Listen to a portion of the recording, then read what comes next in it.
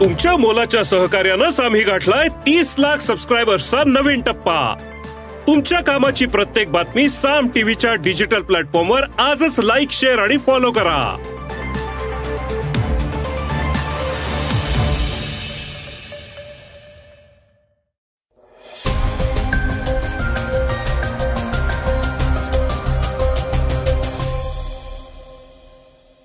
नमस्कार, मी गौरी कुबेर। आपण ऐकत आहात सकाळचं पॉडकास्ट। बिहारनंतर आता काँग्रेस शासित 4 राज्यांमध्ये जातनिहाय जनगणना होणार आहे। राहुल गांधींनी त्याविषयी घोषणा केली आहे। शिवसेनेतले आमदार अपात्रतेविषयी निर्णय विधानसभा अध्यक्ष राहुल नार्वेकरांनी अजूनही घेतलेला नाही। मात्र ते म्हणतायत की न्यायालयानं मला काम करू द्यावं। ते असं का म्हणतायत ऐकूयात दुसऱ्या बातमीतनं। राष्ट्रवादी पक्षाविषयक सुनावणी काल पार पडलीये। त्यामध्ये नेमके कोणते मुद्दे मांडण्यात आले आहेत त्याविषयी ऐकणार आहोत तिसऱ्या बातमीतनं। वेगवान घडामोडीतनं ऐकूयात, नवमतदारांची संख्या वाढली, आत्म पॅम्फलेटबद्दल लेखकाची पोस्ट चर्चेत, इस्रायलला अमेरिकेची मदत आणि सामन्यादरम्यान घुसखोरी करणाऱ्यांवर कारवाई। तर चर्चेतल्या बातमीतनं आपण ऐकूयात, मनोज जरांगे पाटील आणि छगन भुजबळ यांच्यातला वाद। जरांगे पाटील का म्हणतायत भुजबळांना आवरा? तर श्रोत्यांनो, सुरुवात करूयात आजच्या पॉडकास्टला। बिहारनंतर काँग्रेस शासित राज्यात होणार जातीनिहाय जनगणना, राहुल गांधींची घोषणा। बिहारच्या जनगणनेनंतर इतर 4 राज्यांमध्येही जातीनिहाय जनगणना करण्यात येणार आहे आणि ही 4ही राज्य काँग्रेस शासित राज्य आहेत। काँग्रेसच्या कार्यकारी समितीच्या बैठकीत याबाबतचा निर्णय घेण्यात आलाय। काँग्रेस खासदार राहुल गांधी यांनी बैठकीनंतर ही माहिती दिली आहे। तर ही राज्य आहेत कर्नाटक, राजस्थान, हिमाचल प्रदेश आणि छत्तीसगड। यामध्ये आता जातीनिहाय जनगणना केली जाणार आहे। बिहारच्या धर्तीवर ही जातीनिहाय जनगणना करण्यात येणार आहे। तर सुप्रीम कोर्टानं बिहारच्या जनगणनेची आकडेवारी जाहीर करण्यावर बंदी घालण्याची मागणारी याचिका नुकतीच फेटाळली आहे। या जातीनिहाय जनगणनेच्या आकडेवारीनुसार बिहारमधल्या हिंदूंची संख्या 81.99% आहे, तर मुस्लिमांची संख्या 17.60%, ख्रिश्चन, शीख आणि बौद्ध, जैन या धर्मियांची लोकसंख्या 1%हूनही कमी आहे। तर बिहारमधले 2146 लोक निधर्मी आहेत। दरम्यान या जनगणनेनंतर काँग्रेसनं आपलं सरकार असलेल्या राज्यांमध्ये अशा प्रकारे जातीनिहाय जनगणना करण्याची घोषणा केली आहे। याआधी भारत जोडो यात्रेदरम्यानही राहुल गांधी यांनी ओबीसी जनगणनेचा मुद्दा उचलून धरला होता। अशा प्रकारे जातीनिहाय जनगणना झाली तर कोणत्याही पक्षाला सरसकट जातीचं कार्ड खेळता येणं कठीण जाईल। विशेषतः भाजपला ते अडचणीचं ठरू शकतं। त्यामुळे काँग्रेस जातीनिहाय जनगणनेचा हा मुद्दा लावून धरतीये। अशा प्रकारची जनगणना खरोखरच झाल्यास समाजातील नेमके मागासवर्गीय कोण, त्यांना काय अडचणी आहेत आणि त्यांना मुख्य प्रवाहात आणण्यासाठी नेमकं काय करायला हवंय, अशा सगळ्याच प्रश्नांची खरी खरी उत्तरं मिळू शकतील। ही संसदीय लोकशाही, आम्हाला काम करू द्या, सुप्रीम कोर्टाच्या नोटिशीवर नार्वेकरांची नाराजी। विधानसभा अध्यक्ष राहुल नार्वेकर हे शिवसेनेच्या आमदार अपात्रतेबद्दलचा निर्णय घेण्यात चालढकल करतायत, असा आरोप नव्या याचिकेतून करण्यात आलाय। सर्वोच्च न्यायालयात ही याचिका दाखल झालीय। त्यानंतर न्यायालयानं पुन्हा एकदा विधानसभा अध्यक्ष राहुल नार्वेकर यांना नोटीस पाठवलीय। त्यावर नार्वेकर नाराज झाले असून त्यांनी आम्हाला काम करू द्यावं असं विधान केलंय। माध्यमांशी बोलताना नार्वेकर म्हणाले आहेत की सुनावणीसाठी जितका वेळ लागणं अपेक्षित आहे तितका वेळ सध्या लागतोय। त्यामध्ये बरेच वादग्रस्त मुद्दे आहेत, त्यावर विचार करायचा आहे। यामध्ये राजकीय पक्ष कोणता आहे, मूळ राजकीय पक्ष कोणता आहे, व्हीप काढण्यासाठी अधिकृत व्यक्ती कोण होतं, असे अनेक मुद्दे आहेत। या मुद्द्यांना सोडून घाईत निर्णय घ्यायचा असेल तर तो नैसर्गिक न्याय होणार नाही, ती मनमानी ठरेल, असं सांगतानाच नार्वेकरांनी निर्णय प्रक्रियेदरम्यान दबाव टाकला जात असल्याचाही आरोप केलाय। ते पुढे म्हणाले आहेत की आपल्या घटनेतल्या कलम 226 आणि कलम 32 अंतर्गत कोणताही नागरिक कोर्टात जाऊन याचिका दाखल करू शकतो। याचिका दाखल झाल्यानंतर प्रोसेसनुसार नोटीस काढली जाते। याचा अर्थ असा नसतो की याचिकाकर्त्यानं जे काही याचिकेत म्हटलंय ते सत्य आहे। त्यामुळे न्यायालयानं मला जरी नोटीस पाठवली असली तरीही ती एक प्रक्रिया आहे आणि त्यामुळेच न्यायालयानं आम्हाला काम करू द्यावं। याला संसदीय लोकशाही म्हणतात। अशा शब्दात नार्वेकरांनी कोर्टाच्या नोटिशीवर नाराजीही व्यक्त केली आहे।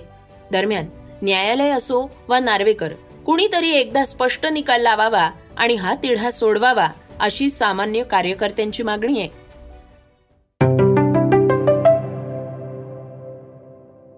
घर चालवल्यासारखा पक्ष चालवला, अजित पवार गटाचा आणखी एक आरोप. केंद्रीय निवडणूक आयोगामध्ये राष्ट्रवादी पक्षातल्या अंतर्गत संघर्षावर सुनावणी सुरू आहे. शुक्रवारच्या सुनावणीनंतर सोमवारी दुसऱ्यांदा पुन्हा सुनावणी झालीय. सुरुवातीला शरद पवार गटाकडनं युक्तिवाद करण्यात आला होता. त्यानंतर अजित पवार गटानं आपलं म्हणणं मांडलंय. यावेळी अजित पवार गटानं थेट शरद पवारांना उद्देशून आक्षेप घेतले.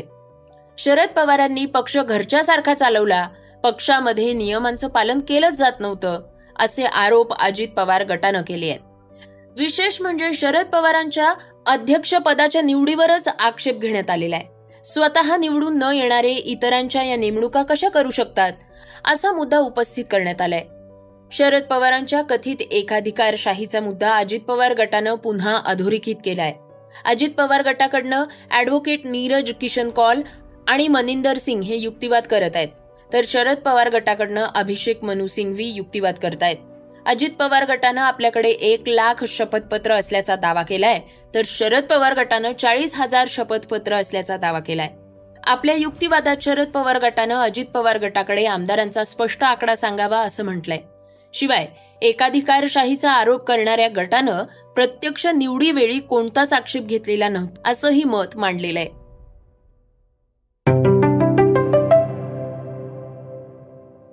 श्रोत्यांनो, आता ऐकूयात वेगवान घडामोडी.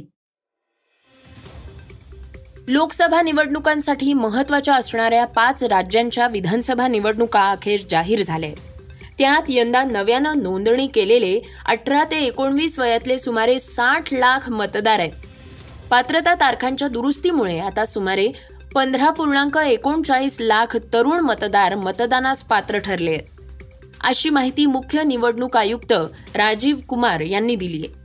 28 जुलै 2022 रोजी निवडणूक आयोगानं केलेल्या नवीन बदलांनुसार वयाची 17 वर्ष पूर्ण झालेल्या तरुणांना त्यांचं नाव मतदार यादीत नोंदवण्यासाठी जास्त नोंदणीची सुविधा उपलब्ध करून देण्यात आली होती. तरुणांना गेल्या वर्षीपासूनच 1 एप्रिल, 1 जुलै आणि 1 ऑक्टोबर या तारखांना नोंदणी करता येणं शक्य झालेलं आहे. त्यामुळे यावर्षी 15 लाखांच्या वर नव्या मतदारांची संख्या वाढली आहे. इस्रायल आणि पॅलेस्टाईनमध्ये युद्धाचा भडका उडालेला आहे. हमास या दहशतवादी संघटनेनं इस्रायलवर अचानक हवाई हल्ला केलाय आणि त्यानंतर इस्रायलनं युद्ध घोषित केलंय.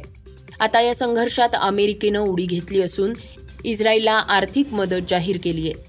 त्याचबरोबर बायडन सरकारनं आणखी एक पाऊल पुढे टाकलेलं असून इस्रायलच्या जवळच्या प्रदेशात युद्धनौका आणि लढाऊ विमानं तैनात करण्याचा निर्णय घेण्यात आलेला आहे. ही मदत जाहीर व्हायच्या आदल्याच दिवशी डोनाल्ड ट्रम्प यांनी अमेरिकेनंच हमासला मदत केली आहे असा आरोप करून एकच खळबळ उडवून दिली होती. YZ डबल सीट आणि अलीकडेच रिलीज झालेल्या ताली या वेब सिरीजचा लेखक क्षितिज पटवर्धननं आत्म पॅम्पलेट या सिनेमाचं कौतुक केलंय. जात, धर्म, पंथ, लिंग, इतिहास, राजकारण या सगळ्या अस्मितांच्या चौकटीमध्ये न बसणारा पण या सगळ्यांचा आडवा छेद काढणारा आत्म पॅम्पलेट पाहिला आणि वाटलं की हा सिनेमा जास्तीत जास्त लोकांनी पाहिला पाहिजे. आत्म पॅम्पलेट ही मराठी प्रेक्षकांची लिटमस टेस्ट आहे. कुठल्याही अस्मितेशिवाय फक्त एक कलाकृती म्हणून सिनेमा चालला तर त्यात करणाऱ्याचेही यश आहे आणि बघणाऱ्याचेही, असं म्हणत त्यानं चित्रपट पाहण्याचं आवाहन केलंय. अंतरावली सराटी इथं मराठा आरक्षणासाठी आंदोलन करून सारा महाराष्ट्र जागा करणारे मनोज जरांगे पाटील सध्या राज्याच्या दौऱ्यावर आहेत. मराठा आरक्षणाचा विषय आल्यावर ओबीसी आरक्षण समर्थकांकडनं त्यांना विरोध होत होता. नुकतंच नाशिकच्या सभेत छगन भुजबळ यांनी अशाच अर्थाचं एक वक्तव्य केलंय आणि मनोज जरांगे पाटील चांगलेच रागावले. भुजबळांना आवरा, आमच्याकडे कार्यकर्ते सोडू नका, आमच्या आरक्षणासंदर्भात बोलू नका, असा इशारा जरांगे पाटील यांनी भुजबळांना दिलाय. श्रोत्यांनो, आता बातमी चर्चेतली. तर आम्ही टोल नाके जाळून टाकू, राज ठाकरेंचा इशारा. राज ठाकरे यांनी पुन्हा एकदा टोल नाक्यांचा विषय उचललाय. राज्यातल्या टोल नाक्यांवर उघड उघड होणाऱ्या लुटीचा मुद्दा राज ठाकरे यांनी पुन्हा एकदा उचलून धरलाय. त्याविषयी देवेंद्र फडणवीस यांचा एक व्हिडिओही त्यांनी दाखवलाय. त्यात उपमुख्यमंत्री देवेंद्र फडणवीस यांनी महाराष्ट्रात केवळ व्यावसायिक वाहनांना टोल लावला जातो असं सांगितलंय. हा व्हिडिओ दाखवल्यानंतर राज ठाकरे काय म्हणाले आहेत ऐकूयात. हे खरं आहे म्हणजे याला धादांत खोटं असंच म्हणायचं ना. मग हे पैसे जात आहेत कुठे हे आपण, तुम्ही आज पत्रकार म्हणून इकडे आलेला आहात, परंतु तुम्हाला देखील कुठेतरी जाताना तुम्हाला टोल भरावेच लागतात. मग हे पैसे आपले कुठे जातात, कोणाकडे जातात? म्हणजे खऱ्या अर्थाने जर समजा आपण बघितलं तर टोल हा महाराष्ट्रातला सगळ्यात मोठा स्कॅम आहे.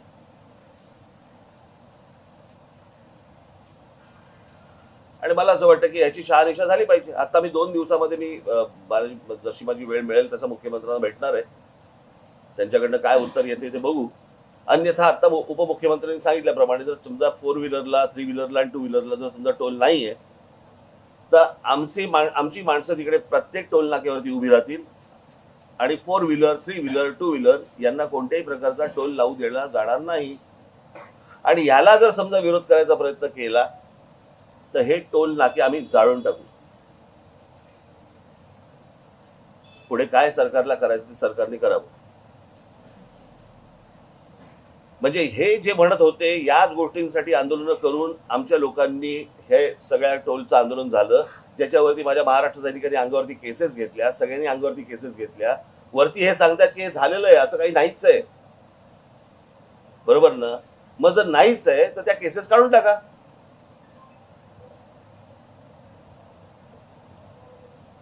आणि जर समजा राज्य सरकार म्हणते की 4 व्हीलरला, 3 व्हीलरला आणि 2 व्हीलरला जर समजा नाहीच आहे, टोल कुठे घेतलाच जात नाहीये, तर म्हणजे हे टोल नाकेवाले लुटतायत. काहीतरी त्याचं उत्तर तर द्यावंच लागेल त्यांना. श्रोत्यांनो, हे होतं सकाळचं पॉडकास्ट. आजचं सकाळचं पॉडकास्ट तुम्हाला कसं वाटलं हे आम्हाला सांगायला विसरू नका. यूट्यूबवर सुद्धा तुम्ही हे सकाळचे पॉडकास्ट आता ऐकू शकता आणि त्या माध्यमातून तुमच्या प्रतिक्रिया, तुमच्या सूचना आमच्यापर्यंत नक्की पोहोचवा. सगळ्यात महत्त्वाचं म्हणजे सकाळचं हे पॉडकास्ट तुमच्या मित्रांना आणि कुटुंबियांना नक्की शेअर करा. तर आपण आता उद्या पुन्हा भेटूयात. धन्यवाद. Script and research Swati Ketkar Pandit, Neelam Pawar. वाचा, बघा आणि आता ऐका आणखी बातम्या isakal.com वर. तुम्ही हा पॉडकास्ट isakal वेबसाईट आणि ऍप वर सुद्धा ऐकू शकता. विसरू नका या पॉडकास्टला आपल्या आवडीच्या पॉडकास्ट ऍप वर सबस्क्राईब किंवा फॉलो करायला.